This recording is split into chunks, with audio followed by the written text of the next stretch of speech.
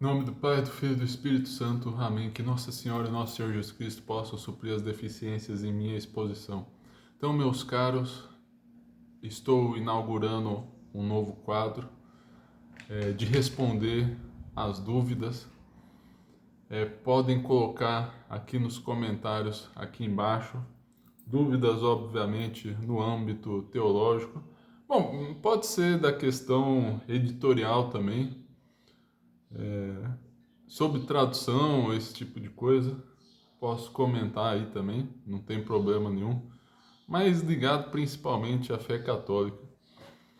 É, Vou inaugurar o quadro com as perguntas feitas num grupo de catequese aqui no qual faço parte. Na verdade, esqueci de perguntar se eu posso trazer o nome da pessoa, mas qualquer coisa eu comento em outro vídeo. Inclusive, essa pessoa fez 5 perguntas bem difíceis que possivelmente requereriam um vídeo especial para cada uma. Já começou bem já, né? Vocês vão ver o nível das perguntas aqui ainda. E, bom, e antes de ir propriamente ao vídeo, comentar, foi lançada a 7ª aula do curso de Teologia Cético-Mística, o recorde no canal, o vídeo mais longo. Peço para vocês assistirem, está... Vou deixar no card. E até por isso eu a fiz no domingo, e até por isso na segunda-feira eu não fiz vídeo, eu estou com a voz cansada ainda. E por vocês terem bastante conteúdo para ver, julguei não ser necessário fazer um vídeo ontem. Peço para se inscreverem no canal, curtirem o vídeo, clicar no sininho aqui embaixo também, muito importante, seguir nossas redes sociais e rezar por mim. Agora indo à pergunta propriamente falando do nosso amigo: por que o sofrimento existe em um mundo criado por um Deus que é amor e todo-poderoso? Então vejam só, já começou bem já, com uma pergunta que aflige a humanidade desde antes a vinda de Cristo. Porque Epicuro já tinha lançado o seu trilema, ao menos popularmente atribuído a Epicuro, sobre o mal, onisciência e onipotência de Deus.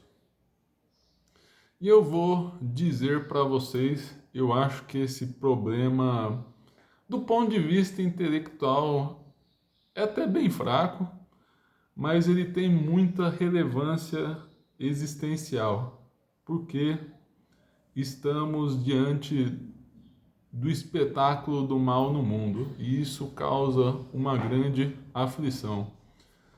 Mas em primeiro lugar, colocar que o problema do mal é resolvido tendo virtudes. Sim, porque é uma questão de resistir a essa dificuldade que sempre vai nos perseguir nesta vida. Eu vejo ateus dizendo que aderiram à sua posição por causa do argumento do mal, mas eu vou dizer para vocês, eu estudei muitos casos de conversão, de ateísmo, etc. E assim, eu diria que as razões para se aderir ao ateísmo costumam ser racionalizações, que no fundo a causa é antes moral. Então a pessoa antes de ir para o ateísmo já tinha aderido a uma visão de mundo materialista, e já tinha possivelmente também se entregue a vícios sexuais. Então a pessoa sente alguma dificuldade com a fé e pula do barco. Mas o problema do mal é levantado também no gnosticismo e outras abordagens, por assim dizer. Porque, por exemplo, dizem, mas tem as criancinhas da África passando fome, porque Deus não as ajuda? E a pessoa, às vezes, nem liga pro pai. O pai e a mãe estão lá sofrendo, não ajudam em nada, tá brigado com os pais, não ajuda os vizinhos, as pessoas próximas, mas está preocupada com as crianças na África. Bom, mas deixando isso de lado e tratando da questão, é, é importante notar que se há uma vida eterna, e há, todo mal físico do mundo vale a pena ser sofrido. Então veja só que há uma redução da vida, do sentido da vida ao presente, da vida material. Mas a vida material não é tudo. O homem é uma alma imortal, é espírito. Claro, pela revelação sabemos que haverá paraíso para os justos e o inferno para os injustos. Contudo, mesmo de um ponto de vista da razão natural, sabemos que a alma é eterna e, embora não possamos ter certeza do tipo da remuneração, deveríamos nos preocupar mais com os aspectos imateriais da vida, né? Não só os materiais, da fome, da dor, etc. Então, há uma inversão da verdadeira hierarquia de valores valores humanos, perdão. Estou cansado, Edu. E por isso a pessoa acaba sendo muito afetada pelo problema do mal. Mas colocando as coisas em seus devidos lugares, o mal passa a ser mais suportável. Claro, né, não devemos praticar o mal, mas nesta vida devemos suportá-lo sem dúvida nenhuma. Segundo lugar, uma reflexão muito interessante que o padre Paulo Ricardo trouxe em um vídeo é que, na verdade, o ateísmo, enfim, quem traz esse problema do mal contra o cristianismo, não tem uma solução melhor. E tomo de exemplo o filósofo, na verdade argelino, de língua francesa, Albert Camus, ligado ao existencialismo. Ele não aceitava esse rótulo, mas sua temática era próxima da de Sartre. Havia uma certa conexão ali. E ele até traz no seu livro O Mito de Sísifo o argumento do mal contra a existência de Deus.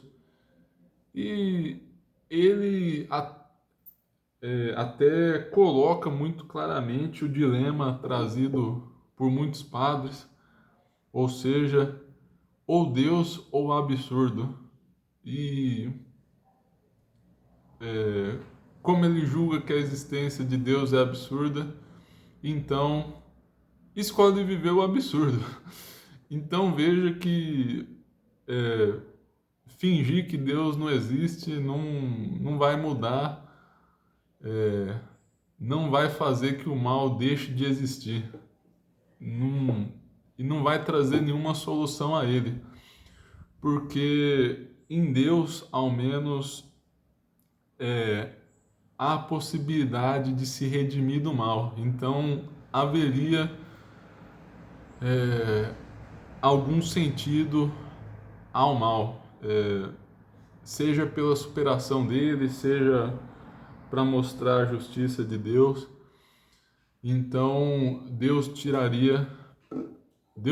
aliás, né? Mas enfim, né? Deus tira do mal um bem. E se Deus não existe, o mal tá aí, não dá para fazer nada com ele. E infelizmente é uma vida trágica e absurda. Então, mesmo que não soubéssemos solucionar o problema do mal, dar uma resposta boa a ele, o mal continuaria existindo no mundo. Então, Deus, principalmente na fé católica, é nossa melhor tentativa. Mas por fim, eu há vários aspectos que poderíamos tratar. Um deles é que as pessoas têm dificuldade de entender o que é liberdade. Se você é livre, você tem um conjunto de soluções e alternativas que você pode decidir sem diferença, assim, né? Ao menos do ponto de vista moral. Então sei lá, você quer fazer uma obra boa, quer rezar um Pai Nosso, uma Ave Maria, Salmos, terço, breviário, enfim, você tem uma gama de alternativas, todos eles são bons. Claro, não são igualmente bons a orações mais valiosas do que outras, as litúrgicas são melhores do que as privadas, entre outros tipos de critério. As feitas em público com amigos são melhores do que as feitas sozinho. Então, um terço em comunidade vale mais do que um terço sozinho, e enfim. E todas essas são boas alternativas. Então, por quê? Creio que por trás do problema do mal, de certa maneira, há uma dificuldade de entender que Deus pode fazer o homem livre para pecar ou não. Porque, em última instância, se o homem peca, é, é culpa do homem. Aliás, sem dúvida nenhuma é desse jeito, né? Não é nem só em última instância, acho que em todas as instâncias, corrigindo a expressão aí. Então, Deus pode criar o homem livre para decidir sobre seu destino, e o que o homem faz com sua liberdade não é culpa de Deus. E as pessoas têm dificuldade de entender isso. Creem que por teoricamente ter uma alternativa melhor, até alguns até odiando a própria existência, alguns tomados de assídia prefeririam não existir. Mas Deus poderia criar, isso não contradiz a sua bondade, e não é porque teoricamente, hipoteticamente há algo melhor que Deus não pode fazer um bem menor. Eu acho que aí está um dos aspectos do problema. Questão da onipotência também. As pessoas, os críticos, pensam que Deus não pode. Aliás, para ser onipotente deveria fazer coisas contraditórias. E aí temos paradoxos de onipotência, ao famoso paradoxo da pedra. Se Deus fosse onipotente, poderia criar uma pedra que não consegue levantar, mas se não consegue levantar essa pedra não é onipotente.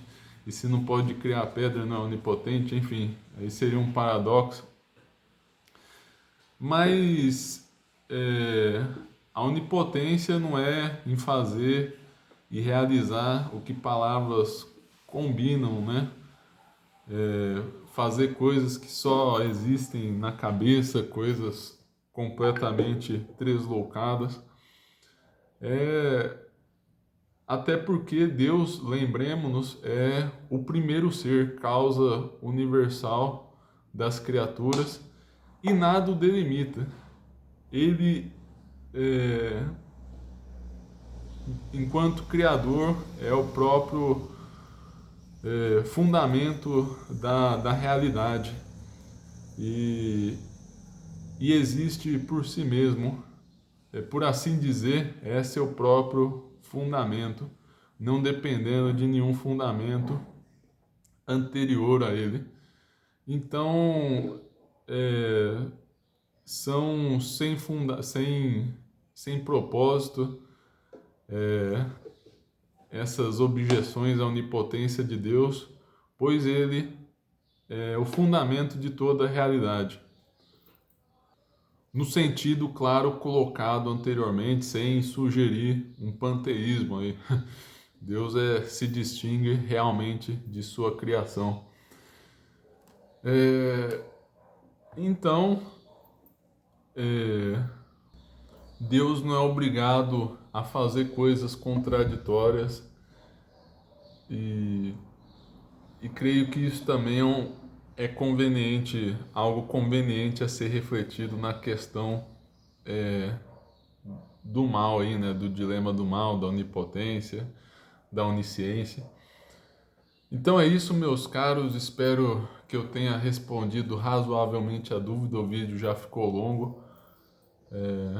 Tentei trazer pontos não tão comentados, ao menos o da virtude e o de que não resolve o problema virar ateu. Há muito disso escrito em Santo Agostinho, Santo Tomás de Aquino, certamente falaram bem melhor do que eu. Então é isso, meus caros, até a próxima. Em nome do Pai, do Filho e do Espírito Santo. Amém.